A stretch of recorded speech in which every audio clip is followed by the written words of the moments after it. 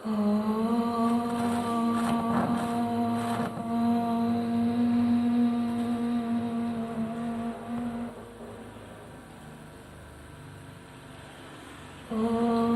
श्री गणेशाय नमः। ॐ श्री सरस्वत्यै नमः। ॐ श्री गुरुभ्यो नमः। गुरुर्ब्रह्मा गुरुर्विष्णुः गुरुर्देवो महेश्वरः गुरु साक्षात् परं ब्रह्म तस्मै श्री गुरवे नमः।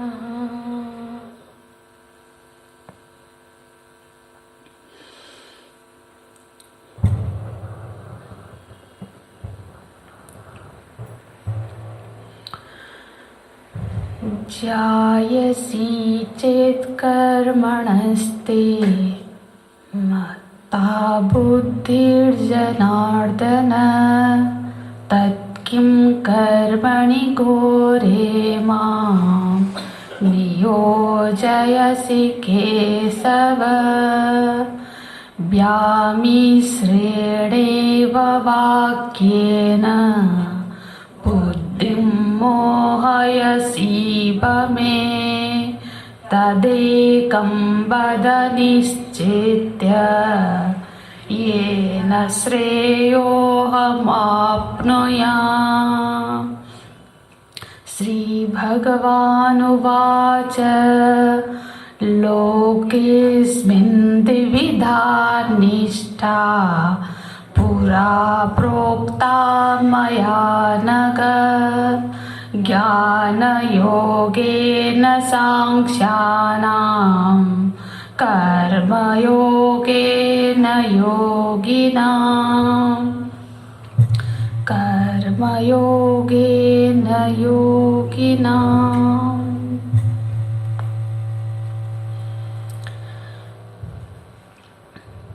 श्रीमद् भगवत गीता के तीसरा अध्याय, जिसको हम कर्म योग के नाम से जानते हैं, कुल 43 श्लोकों का ये जो अध्याय है, इसमें कर्म की मीमांसा का वर्णन है। तो ये जो 43 श्लोक है, इस अध्याय का प्रारंभ अर्जुन जी के श्लोक प्रश्न से होता है। तो हालांकि जैसा कि पिछले कक्षा में भी हमने चर्चा की थी कि भगवान का जो मूलभूत उपदेश है अर्जुन जी के प्रति, वो तो द्वितीय अध्याय में समाप्त हो गया है। वो बिल्कुल कंप्लीट चैप्टर है। पर अर्जुन जी के प्रश्न से ऐसा प्रतीत हो रहा है कि अर्जुन जी की अभी उस ज्ञान में निष्ठा नहीं बन पाई है। तो इस वजह से फिर भगवान फिर से वहाँ उपदेश की क्रम शुरू होती है। तो अर्जुन जी का जो प्रश्न है उसको मुख्यतः 2 प्रश्न है इसमें।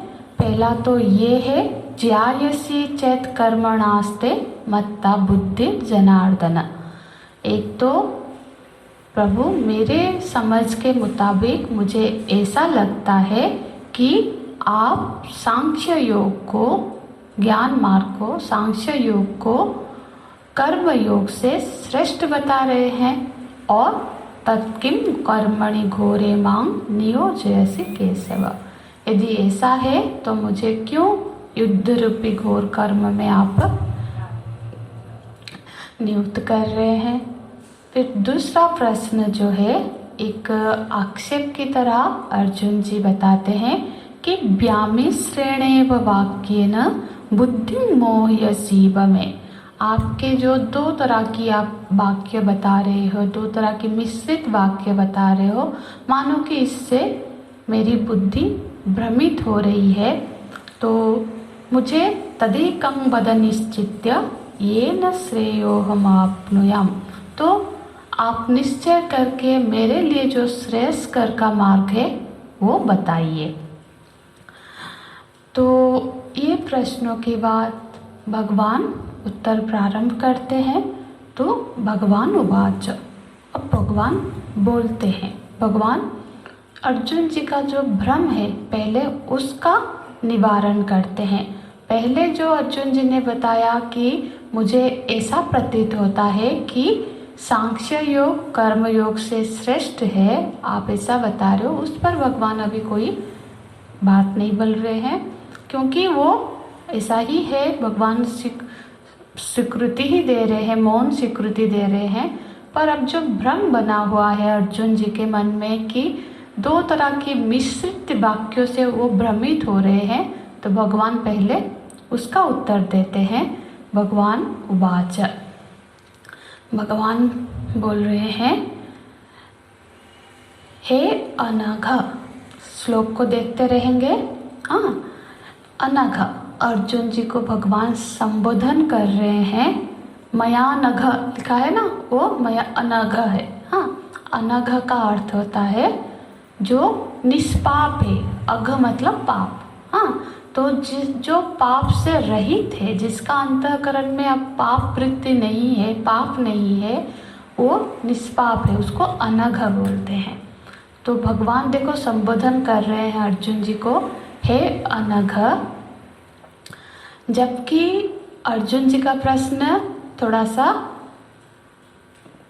अर्जुन जी भगवान के प्रति किस तरह से प्रश्न कर रहे हैं कि आप तो मिश्रित वाक्य बोल रहे, थोड़ा सा आक्षेपपूर्ण है, थोड़ा सा सुचिंतित प्रश्न नहीं है। फिर भी भगवान संबोधन कर रहे हैं, हे अनघ। वो तो गुरु है ना, कृष्णं वंदे जगत गुरु, तो वो तो जगत के गुरु है। गुरु जो वही होता है जो बाहर रूप हो, गुरु का अर्थ ही है बाहरी। वो छोटे चीज़ों को कभी नज़र नहीं देते हैं। और ऐसे भी जब कोई गुरु स्थानीय होता है तो वो जब शिष्य का या किसी का जो प्रश्न करता है उसके प्रश्न के दोष को नहीं धरता है, क्योंकि उसके बुद्धि में दोष है इसलिए तो प्रश्न कर रहा है। समझ नहीं है इसीलिए तो वो समझने का प्रयत्न कर रहा है। यदि समझ होता और समझ होने के बावजूद वो पूछता तो वो तो परीक्षा ले रहा है कि इसको आता है कि नहीं, कितने पानी में है ये ऐसा भी कुछ लोगों का प्रश्न होता है। कभी कभी कुछ लोग कुछ अपना खुद का कुछ जानते हैं पर फिर भी पूछते हैं, या फिर कभी कभी ऐसा होता है कि वो एक उत्तर पे उनकी बहुत निष्ठा है, यही उत्तर वो उनसे भी चाहना चाहते हैं। यदि वो कुछ अलग से बोलेंगे तो फिर वहाँ पे आर्ग्यू करेंगे, ऐसे कैसे हो सकता है। तो कई तरह के प्रश्नकर्ता भी है, पर जो सत्पुरुष है वो कभी प्रश्नकर्ता के दोष को नहीं देखते हैं, क्योंकि वो अब गुरु स्थानीय जानते हैं कि ये तो अभी बच्चा है, तो बस प्रयत्न करते हैं कि उसका वो जो भ्रांति है, वो जो अज्ञान है वो मिट जाए, जिस वजह से वो जिसका वो प्रश्न कर रहा है। तो उनका अभिप्राय यही होता है। तो भगवान के वाक्य से ये बिल्कुल स्पष्ट समझ में आ रहा है। भगवान बोल रहे हैं, हे अनघ, हे अर्जुन, निष्पाप अर्जुन। जैसे पिछले कक्षा में भी हम अर्जुन शब्द का व्युत्पत्ति देखे, अर्जुन अर्थ है जो रुजु है, जो सरल है। तो अर्जुन बहुत सरलता से प्रश्न करते हैं, क्योंकि उनके अंदर कुटिलता होती तो वो स्पष्ट नहीं बताते, छुपाते, क्योंकि छुपाव दुराव वो तो कुटिल मन में होता है ना। तो यहाँ तो स्पष्ट अर्जुन जी अपने जैसा भी उनके मन में भाव है उसको व्यक्त करते हैं और पूछते हैं। और दूसरा अनघ बोलने का एक अभिप्राय ये भी है, जब अर्जुन जी प्रश्न में क्या बोल रहे हैं, श्रेयोहम अवाप्नुयाम, जिसमें मेरा श्रेय हो, जब मुझे श्रेय का मार्ग बताइए। श्रेय का मार्ग बिना अनघ हुए संभव नहीं है, क्योंकि कोई अपने मुक्ति का मार्ग, कोई अपने को मुक्त करे के ज्ञान मार्ग में तभी आना चाहता है जब उसकी वासनाएं शिथिल हो गई हो, अंतःकरण शुद्ध होने लगा है, तभी ऐसी प्रवृत्तियां मन में आती है। नहीं तो वासनाएं उसको इतना परेशान करेगी कि वो उसको समाधान करने के लिए, उस वासनाओं को पूर्ण करने के लिए कामनाओं की पूर्ति में ही लगा रहेगा।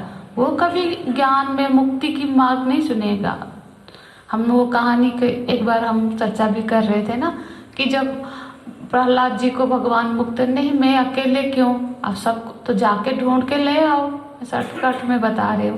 तो फिर वो ढूंढते हैं, अरे चलो बैकुंठ चलते हैं वहाँ, तो क्या तो कोई, अरे मेरे बेटी का शादी है वो तो पहले निपटा दो, हाँ मेरे को ये देखो उसको मैंने कर्ज दिया है वो तो पहले वापस कर ले, मैं चला जाऊंगा तो फिर तो वो तो हमारा डूब जाएगा।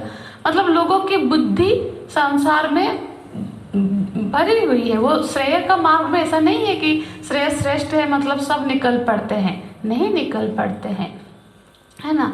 तो इस तरह से जब कोई श्रेय का प्रश्न कर रहा है, यही इंगित करता है कि अभी वो निष्पाप है, क्योंकि वो ज्ञान में अभी उसकी रुचि है, वो अपने को मुक्त करना चाहता है। अब संसार को उसने परीक्षा करके देख लिया है कि संसार में सुख नहीं है, अब वो संसरण से मुक्ति चाहता है। तो इसका मतलब ये है कि उसकी वासनाएं क्षीण हो गई है और इसीलिए वो अनघ है, क्योंकि श्रेय का मार्ग का प्रश्न कर रहे हैं अर्जुन जी।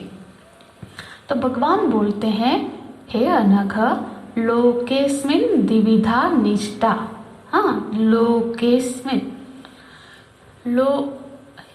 लोक अस्मिन्, हाँ अस्मिन् मतलब यह, इस लोक में। भगवान क्या बता रहे, श्लोक को देखते रहेंगे बीच बीच में आप लोग।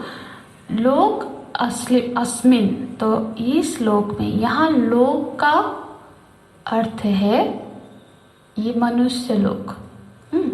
क्योंकि जो ज्ञान, अभी किसकी चर्चा हो रही है, सांख्य योग की और कर्म योग की चर्चा हो रही है। इस दोनों में ही तो द्वंद्व है ना, उनमें भ्रांति है। तो ज्ञान मार्ग और कर्म मार्ग में प्रवृत्त हो पाना ये मनुष्य के अधिकार में आता है, क्योंकि बाकी सारी योनियां तो भोग योनियां है, कर्म योनि तो मनुष्य की होती है। तो इसीलिए वो, उसके पास ये सामर्थ्य, मनुष्य के पास ये अधिकार है कि वो अपने कर्म को सुचिंतित ढंग से कर सके। अब वो बंदर तो जो उसका प्रवृत्ति है वो सही करेगा, जैसा प्रकृति से उसको जो प्राप्त हुआ है वो उसी तरह से। पर हम संस्कारित बनते हैं, हम अपने को संस्कारित कर सकते हैं, सत्कर्म कर सकते हैं, ज्ञान मार्ग में जाके अपने को संसरण से मुक्त कर सकते हैं, जो कि और किसी योनि में संभव नहीं है। क्योंकि यहाँ उस ज्ञान की चर्चा हो रही है, तो यहाँ ये लोके अस्मिन् का अर्थ यहाँ पे हमको मनुष्य लोक की चर्चा यहाँ पे हो रही है। लोके अस्मिन् द्विविधा निष्ठा। द्विविधा, द्वि मतलब दो, दो तरह का, विधा, विधा मतलब प्रकार, दो प्रकार के निष्ठा। तो इस लोक में, इस मनुष्य लोक में दो प्रकार की निष्ठाएं है। निष्ठा मतलब, निष्ठा का अर्थ होता है स्थिति, दो स्थितियां हैं मनुष्य की, ऐसा भी हम बोल सकते हैं। हाँ, दो स्थितियां भी है और दो साधनाएं का भी यहाँ पे वर्णन है। दो साधनाएं कौन सी, एक कर्म योग, एक सांख्य योग। हाँ मतलब ज्ञान योग है ना, तो ज्ञान योग और कर्म योग। तो यहाँ पे जो ज्ञान योग और कर्म योग की चर्चा हुई है, ये दोनों को हमारी समझ बिल्कुल क्लियर होनी चाहिए कि ये जो ज्ञान योग और कर्म योग है, ये दो पैरेलल रेखाएं नहीं है, ये क्रमिक है, एक के बाद दूसरा है। ऐसा नहीं है कि इस मार्ग में जाएंगे तो वहीं पहुंचेंगे, इस नहीं, एक हमको दूसरे तक पहुंचाएगा। हाँ, ये हमारी सोच समझ, हमारी समझ क्लियर होनी चाहिए कि जब कोई कर्म योग में आश्रित होता है तो कर्म योग उसको ज्ञान योग में लेके पहुंचाएगा। तो ये जो है परस्पर प्रतिबिंब से नहीं है, ये एक दूसरे का पूरक है, एक दूसरे को सहयोग करते हैं। क्योंकि जो साक्षात साधन है, अब मोक्ष का या फिर आप सांख्य योग का जो साक्षात साधन है वो तो ज्ञान योग ही है, पर जो साक्षात साधन तक पहुंचाता है वो जो है वो कर्म योग है। कैसे? देखो, किसी ने कर्म योग, कर्म निष्ठा के बाद क्या होता है, कर्म निष्ठा बनी तो वो सत्कर्म में प्रवृत्त हुआ, कर्तव्य परायण कर्म किया करा कि ये मेरा कर्तव्य है। पहले हम लोग का जीवन कैसा है, भोग परायण जीवन है, मतलब इच्छा परायण जीवन। हमारी ऐसी इच्छा हुई तो वो इच्छा पे पीछे दौड़ पड़े। आज इच्छा हुई ये खाने की, इसके खा लिया, आज इच्छा हुई वहाँ जाने की, मतलब इच्छा जहाँ खींच के ले रही है हम वहाँ जा रहे हैं। तो इच्छा परायण जीवन से अब हम एक स्टेप आगे आए, कर्तव्य परायण। जब हमने थोड़ा विवेक किया, थोड़ा शास्त्र चर्चा की, सत्संग किया, तो हमको पता चला कि हमारा तो ये कर्तव्य है। तो चाहे इच्छा हो ना हो, हम उस कर्तव्य में फिर प्रवृत्त होना शुरू किए। ऐसा नहीं है कि कर्तव्य हमेशा इच्छा ही होती है, कभी कभी इच्छा ना होने पर क्योंकि ये मेरा कर्तव्य है तब भी हम उसमें प्रवृत्त होते हैं, क्योंकि अपना कर्तव्य। फिर क्या हुआ, हमारा एक पैदान हम आगे बढ़े, कर्तव्य परायण जीवन से फिर आगे बढ़ते हैं तो वो होता है ईश्वर परायण जीवन। ठीक है, कि हम अब कर्तव्य में भी एक आसक्ति होती है, कर्तव्य में भी कुछ पाने की इच्छा होती है।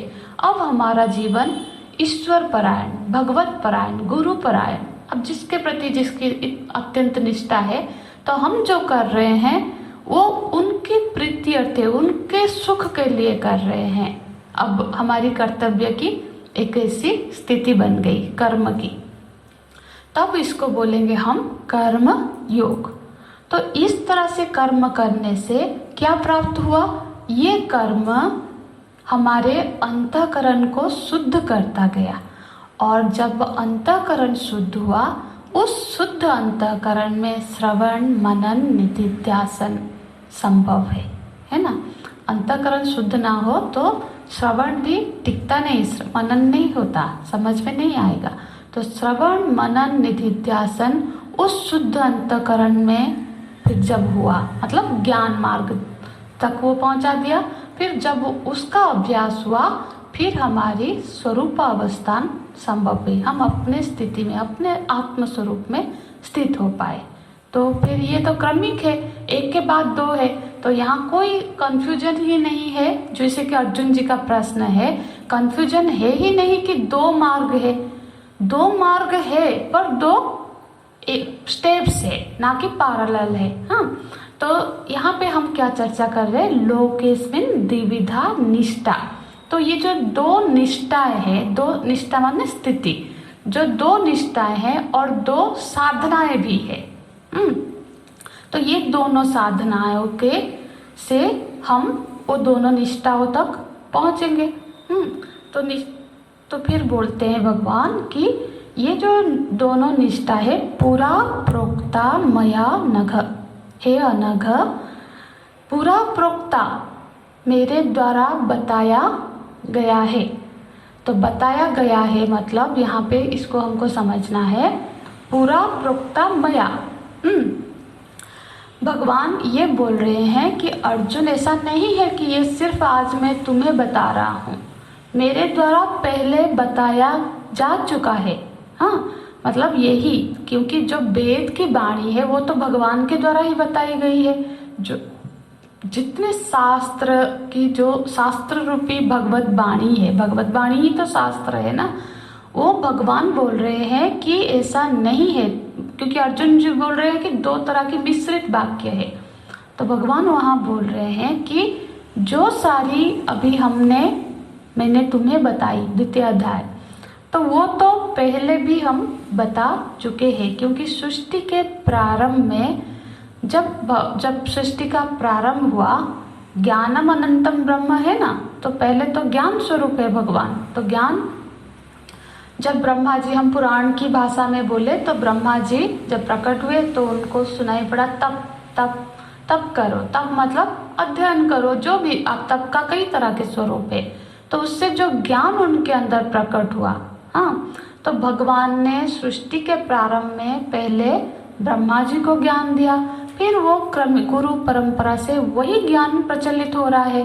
तो भगवान यहाँ बोल रहे हैं पुरा प्रोक्ता मया नघ, मया मया मतलब यहाँ सर्वज्ञेन ईश्वरेण, जो सर्वज्ञ ईश्वर है, हाँ, जो सर्वज्ञ ईश्वर के द्वारा बोला गया वाक्य है। हाँ, मया, यहाँ मया मतलब सिर्फ श्री कृष्ण बोल रहे हैं जो एक समय में पैदा हुए हैं, ऐसा नहीं। जो मया मतलब यहाँ पे भगवत वाक्य है, ये ईश्वर के द्वारा प्रणीत वाक्य है, इसलिए बोल रहे हैं हे अर्जुन, अब तुम तो जो प्रश्न कर रहे हो वो तो अपने लिए कर रहे हो, पर मेरा तो दायित्व तो पूरे सृष्टि का है। तो मैं जो बता रहा हूँ वो सारे सृष्टि के लिए प्रमाण रूप है ना। तो वो सब प्रमाण रूप लेंगे, उसी का अनुमोदन करेंगे, सभी उसी का पालन करेंगे। तो भगवान जब कोई वाक्य बोलते हैं तो वो सबके लिए बोलते हैं। हाँ, तो अब जो मैं ये बता रहा हूँ ये पहले से ही वेद वेदांत में मैं बता चुका हूँ। यहाँ पे यदि सिर्फ ऐसा भगवान बोल रहे होते कि द्वितीय अध्याय में पहले तुम्हें बताया है, तो फिर तो वो बोलते प्रोक्ता, प्रोक्ता से ही बात चल जाता। पूरा प्रोक्ता, ये वाक्यों को हमको समझना है। पूरा प्रोक्ता, संस्कृत में एक शब्द भी अन्यथा प्रयोग नहीं होता है। संस्कृत का ये है कि कितने कम शब्दों में, मतलब कि बड़ी खजाने की तरह शब्दों का वहाँ प्रयोग होता है वाक्यों में, कितने कम शब्दों में अपने वाक्यों को बता सको। तो भगवान जब यहाँ पे पूरा प्रोक्ता बोल रहे हैं, इसका मतलब अनादिकाल जो सृष्टि के प्रारंभ से जो ज्ञान मेरे से बताया गया है, उस ज्ञान को पर इंगित कर रहे हैं कि मैंने बताया है। तो क्या बताया है?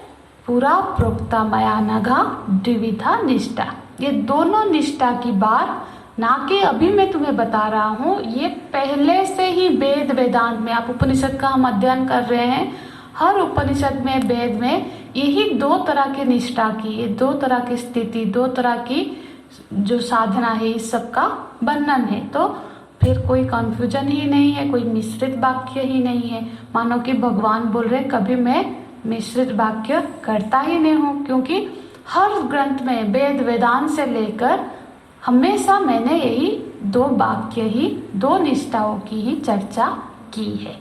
तो तत्र का सा द्विविधा निष्ठा, ये कौन से द्विविधा निष्ठा है, कौन से दोनों निष्ठाएं हैं? तो फिर यहाँ पे वो दोनों निष्ठाओं की चर्चा नीचे की पंक्ति में हम देखेंगे। तो वो दो निष्ठाएं क्या है? एक तो है एक निष्ठा सांख्यानाम, एक निष्ठा है सांख्यानाम, और दूसरा निष्ठा योगी नाम। देख रहे? तो सांख्या नाम एक निष्ठा है, योगी नाम एक निष्ठा है।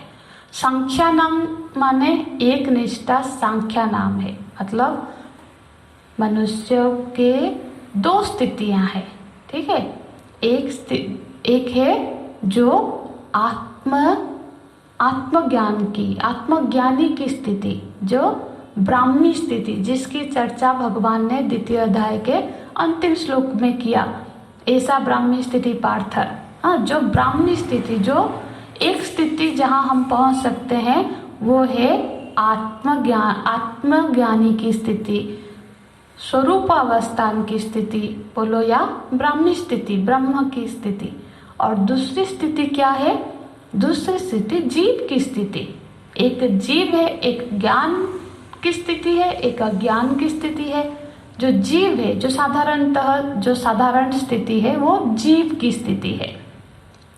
तो जीव की स्थिति मतलब जीव क्या है? मैं भोगता हूँ, मैं करता हूँ, यही तो जीव की, कि मैंने किया, मैं, ये जो मैं करते हैं हम, और मैं भोग रहा हूँ, मेरे पास इतने भोग्य सामग्री है, मैंने किया, ये जो कर्ता भाव, भोक्ता भाव, ये एक स्थिति है जो कि जीव की स्थिति है। तो उसको यहाँ बोल रहे योगी नाम। योगी नाम मतलब कर्म योगी नाम। तो अब हमने जो कर्म योग की चर्चा की कि कर्तव्य परायण के बाद ईश्वर परायण, तब जाके वो कर्मयोगी बनता है। तो उससे निचले की चर्चा भगवान कर ही नहीं रहे हैं। तो एक तो कर्मयोगी की चर्चा हो रही है और एक ज्ञान योगी की चर्चा हो रही है। बिल्कुल जो उससे नीचे उस धरातल की बात यहाँ पे नहीं हो रही है ना। तो यहाँ पे जब सांख्य योग, जो सांख्या बोलते, जो सांख्यगण जो जीव भाव से ऊपर उठ गया, अपने जीवत्व का भंग करके ज्ञान प्राप्त करने के बाद जब उसका जीवत्व भंग हुआ, जीव भाव को छोड़ के त्याग करके जब कोई अपने आत्म स्वरूप में स्थित हो गया, उसको बोला जाता है सांख्य। सांख्य। तो और जिसकी अभी कर्म में निष्ठा बनी हुई है, वो जो कर्म परायण जीवन जी रहा है, वो भी कोई निकृष्ट वाला जीवन की बात नहीं है, पर फिर भी उसका जीव भाव बना हुआ है, अभी भी वो जीव के धरातल पर ही है, तो वो है योगी नाम। ठीक है। तो वो जो सांख्या नाम लिखा है, ज्ञान योगेन सांख्या नाम, बताते हैं भगवान, ज्ञान योगेन सांख्या नाम। तो ये सांख्य की स्थिति उसको कैसे प्राप्त हुई? ज्ञान योग से। तो ये ज्ञान योग क्या हो गया? साधन हो गया, साधना हो गया। इस साधन के थ्रू, इससे आरूढ़ होके, इस ज्ञान योग में आरूढ़ होके वो साधक सांख्य की स्थिति पे पहुंच गया। सांख्य की स्थिति माने आत्मस्वरूप की स्थिति, ज्ञान ब्रह्म भाव की स्थिति, आत्मज्ञानी की स्थिति पर पहुंच गया। तो आत्मज्ञानी की स्थिति को पहुंचने के लिए साधन क्या हुआ? ज्ञान योगेन। जब उसने ज्ञान योग का मार्ग में चला, ज्ञान योग मतलब श्रवण मनन निधिध्यासन के सहारे, और फिर योगी नाम, जो योगी है, योगी कैसे बना? कर्म योगी ना। जब उसने कर्म योग का पालन किया, कर्म योग का सहारा लिया, कर्मनिष्ठ बना, तब जाके वो कर्म योगी के स्तर पर पहुंचा। ठीक है। तो यहाँ पे दो तरह की, जैसे एक निष्ठ, दो व्यक्ति है, एक कर्मनिष्ठ है, एक सांख्य है जो आत्मविद है, जो कि वहाँ स्थित प्रज्ञा है। आप उसको किसी भी भाषा से, जो भी आपको समझने में आसानी होती है। तो यहाँ दो तरह की विभाग हो गए, दो विभाग भगवान यहाँ बोल रहे हैं। यही दो विभाग वेद वेदांत हर कहीं वर्णन है, और यही दो विभाग ही गीता जी में भगवान ने समझाया। यदि द्वितीय अध्याय हमने श्रवण किया हो, तो द्वितीय अध्याय में कैसा है? द्वितीय अध्याय में कहीं आप देखेंगे, देखो 11वें से लेकर 30वें तक श्लोक में भगवान क्या वर्णन करते हैं? सांख्य की वर्णन करते हैं। ब्रह्म ज्ञान, पहले भगवान ने ब्रह्म ज्ञान की चर्चा कर ली। आपको याद होगा तो 11वें से जब भगवान ने अपना उपदेश शुरू किया, तो पहले ज्ञान की बात की, पहले आत्मस्वरूप अवस्थान की बात की। फिर जाके भगवान कुछ श्लोकों में, पहले कर्म से पहले भगवान स्वधर्म की चर्चा करते हैं, क्योंकि किसी को स्वधर्म का पता होगा तभी तो वो सही कर्म में प्रवृत्त होगा। तो कुछ श्लोकों में, जैसे कुछ श्लोकों में भगवान स्वधर्म की चर्चा करते हैं, और 39वें श्लोक में खुद ही ये विवेक करके बोलते हैं, ऐसा ब्राह्मण स्थिति पार्थ नैनं प्राप्य। तो ऐसा ते अभिहिता सांख्य बुद्धि योगम तुम सुनो। तो ये जो ऐसा ते अभिहिता मतलब अभी तक मैंने सांख्य की, ये 39वां श्लोक है ना, ऐसा ते अभिहिता सांख्य बुद्धि योगम तुम सुनो। अभी तक मैंने सांख्य योग के बारे में बताई, अब आगे तुम बुद्धि योग के बारे में सुनो। ये भी तो स्पष्ट। और जब फलश्रुति भी आई, वहां पे भी भगवान स्पष्ट विवेक करके 52वां श्लोक देखो, वहां पे भगवान क्या बोलते हैं? यदा ते मोह कलिलं बुद्धिर्व्यतितरिष्यति तदा, देख लीजिए, ये योग जो कर्म योगी का वर्णन है। और उसके दूसरे श्लोक में फिर सांख्य का, आत्मयोगी का बोलते, श्रुति भी प्रतिपन्नाते जैसे शाश्वती बात। तो ये जो विभाग है, तो गीता अब तक के 12वें अध्याय में हमने, द्वितीय अध्याय में हमने तो स्पष्ट विभाग भगवान ने, कहीं पे भी ओवरलैप नहीं है। भगवान की जो शैली है क्रमिक है, जैसे कि पहले भगवान, और ये उपदेश की जो शैली है ना, ये उपनिषद की भी शैली है। हम अभी ईशावास्य उपनिषद का अध्ययन कर रहे हैं, वहाँ पे भी हम देखेंगे, हमेशा उपनिषद में भी आप पाएंगे कि जो सबसे श्रेष्ठ मंत्र है, जो सबसे उत्कृष्ट साधक के लिए है, उत्तम साधक के लिए, अधिकारी के लिए है, वो पहले उपदेश होता है। पर जब उससे भी उसको समझ में नहीं आता, फिर उससे थोड़ा निकृष्ट, फिर उससे, जैसे ईशावास्य में भी ईशावास्य इदकम सर्वम, ये तो सर्वोच्च स्थिति है, ये बिल्कुल ब्रह्म ज्ञान की स्थिति है, ब्रह्म जो आत्मज्ञानी की स्थिति के तरफ भगवान, जो कि यदि कोई बहुत अधिकारी बन गया है, बिल्कुल अंतःकरण निर्मल होके वो अधिकारी हो गया है, तो एक श्लोक में ही उसको ज्ञान हो जाएगा।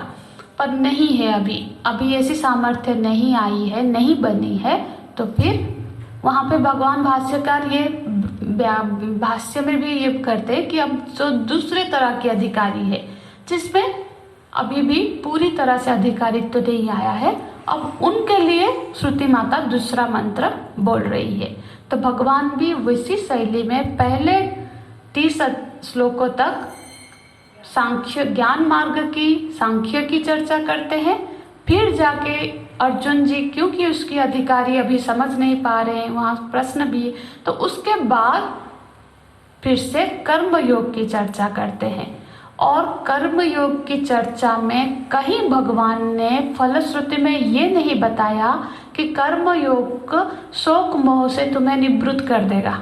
कर्म योग तुम्हारे अंतःकरण शुद्ध करके तुम्हें ज्ञान योग में प्रतिष्ठित कर लेगा, उसके शरण में ले जाएगा, इसकी चर्चा है।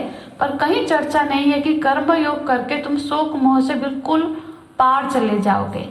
लेकिन जब सांख्य की फलश्रुति की गई तो शोक मोह से पार ले जाएगा, इसकी फलश्रुति बताई गई। तो ये विभेद तो भगवान ने बिल्कुल अच्छे से विभाग, यदि कोई ठीक से कोई अध्ययन करने में रुचि रखता हो तो जाके थोड़ा सा वो श्लोकों को भी देखे, तो आप बिल्कुल विभाग स्पष्टतः दिखता है कि वहाँ कोई प्रकार का मिश्रित वाक्य है नहीं, जैसा कि अर्जुन जी ने प्रश्न में इंगित किया है ना। तो फिर यहाँ पे जो सांख्य है, तो सांख्य की जो स्थिति है वो कैसे प्राप्त होती है, भगवान भाष्यकार यहाँ पे सांख्य की जो ज्ञान योगी न, मतलब जो सांख्य की जो स्थिति है उसके बारे में बताते हैं कि आत्मा और अनात्मा के बीच में, आत्मा अनात्मा विषय विवेक ज्ञानवतम, तो वो उसको क्या हो गया, वो आत्मा और अनात्मा की विवेक करना ठीक से जान गया। जैसे हम अभी आत्मा अनात्मा की विवेक नहीं कर पा रहे हैं, आत्मा तो एक है, तो आत्मा से भिन्न जो भी वस्तु है वो अनात्मा है। तो हम जब विवेक करते हैं, विवेक मतलब क्या, पृथक करना, विचार करना मतलब पृथक करना। हम कोई भी चीज को विवेक करते मतलब विचार करते मतलब इससे उसको भिन्न अलग कर लेते हैं। तो जो आत्मज्ञानी हो गया, सांख्य की परिभाषा कर रहे, जिसने आत्मा और अनात्मा में विवेक कर लिया कि ये अनात्मा है, ये अनात्मा वस्तु है, ये अनात्मा वस्तु है, जब वो चिंतन के लिए बैठेगा तो उसको तो आत्मा का पहले पकड़ आएगा, तभी तो उसमें स्थित होगा ना। तो उसने आत्म तत्व को जान लिया। जब आत्म तत्व को नहीं जानेगा तब अनात्म तत्व को विच्छेद कैसे करेगा, दोनों का ज्ञान होगा तभी तो दोनों को अलग कर पाएगा। तो इसीलिए तो सांख्य की पहचान ये हो गई कि उसने जो सारी अनात्मा वस्तुएं हैं, जो सारी मिथ्या असत्य वस्तु है, उसको सत्य से अलग कर लिया, सत्य को जान लिया। और जब सत्य को जान लिया तो फिर उसकी स्थिति क्या हो गई, स्थितप्रज्ञ की स्थिति हो गई, हम बोल सकते हैं कि वो ब्राह्मी स्थिति में पहुंच गया। तो जो और उसको वो फल कैसे प्राप्त हुआ? ज्ञान योगेन, ज्ञान योग के अभ्यास से।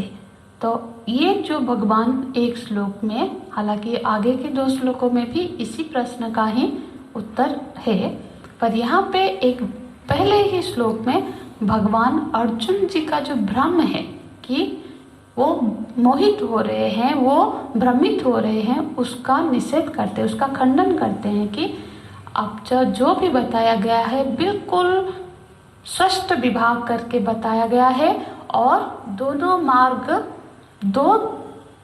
दो निष्ठाएं हैं, 2 स्थितियां हैं, तो वो दोनों स्थिति की अच्छे से हमको यदि ज्ञान हो तो फिर ये कन्फ्यूजन होगा ही नहीं। देखो, भगवान इतने कृपालु है कि वो अपने बताए हुए बात को फिर जस्टिफाई भी कर रहे हैं शिष्य के सामने। तो ये तो भगवान ही कर सकते हैं, नहीं तो कोई बोलेगा कि मेरी वाक्य तो मिश्रित लगती है, तो वहाँ पूछो जहाँ तुम्हें सीधा सीधा बताए। और वो तो भगवान है, कृपालु है, तो कितना भी दुष्टता हम करें फिर भी वो हमको संभालते ही हैं, जैसे माँ बच्चे को कभी नहीं छोड़ती है। तो इसी का ही यहाँ पे हम देखते हैं वर्णन। तो आशा है कि ये श्लोक पूरा खुल गया होगा, हर शब्द का हमने अर्थ चर्चा की। वैसे ही पिछले दोनों मंत्रों का भी हमने हर शब्द का अर्थ लिया था। थोड़ा समय लेते हैं, पर हर शब्द, क्योंकि कितना पढ़ा वो इम्पोर्टेंट नहीं है, एक श्लोक भी यदि सही से समझे ना, वो भी हमें महत् स्थिति तक ले सकती है। सारे श्लोक का अर्थ समझना हमारा अभिप्राय नहीं है, जो सत्य है, भगवान जो हमको समझाना चाहते हैं वो समझ जाना अभिप्राय है। एक श्लोक में समझे या 700 श्लोक में समझे, तो इसीलिए हर श्लोक महत्वपूर्ण है, चाहे वो प्रश्न हो चाहे वो भगवान के उत्तर हो। तो और कोई मतलब गलत धारणा ना हो, क्योंकि गीता जी के नाम पर भी बहुत सारे ना समझी के वाक्य सुनने को मिलते हैं, और जिसको जो मन में आता है गीता जी को कोट करने लग जाता है। नहीं, ऐसा ये अपराध है, क्योंकि ये शास्त्र का अपराध है। जब तक शास्त्र का हमको सटीक ज्ञान ना हो और गुरु परंपरा से अनुमति ना हो, तब तक उस शास्त्र के बारे में हमको बोलना नहीं चाहिए, क्योंकि शास्त्र जीवंत है।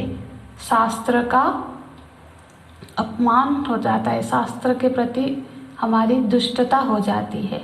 हम तो शास्त्रों को बिल्कुल बहुत बहुत गंभीरता से लेनी चाहिए। पहले उसको बोलने की सामर्थ्य लाए, फिर उसके ऊपर बोलना चाहिए, मुझे ऐसा लगता है। तो जो भी समाज में आजकल जो भी कोटेशन आ रहे हैं, अभी पिछले ही कुछ कल या परसों हमने देखा, एक कुछ भी लिखा है और लिखा है गीता जी ने, भगवान ने कहा, तो उनको समझ नहीं है, क्योंकि वो सही वाक्य नहीं लिखा था। पर हम बोल भी नहीं पाते हैं, क्योंकि जिसने भी भेजा है ना, वो भी बिल्कुल इनोसेंट ही है, उनको नहीं पता है, उनको अच्छा लगा तो उनको लगा कि बाकी ये कोई भी मैं बताऊं। उनका अभिप्राय यही है कि सबको थोड़ा, उनका कोई गलत इंटेंशन नहीं था, पर जो लिखते हैं उनको ये सावधानी रखनी चाहिए कि पहले समझ ले, उसके बाद उसके ऊपर कोई, हाँ, तो ऐसे होते हैं। तो इसलिए हर श्लोक का सही अर्थ समझते हुए हम चलेंगे। तो ठीक है, आज तीनों श्लोक का पाठ करते हैं।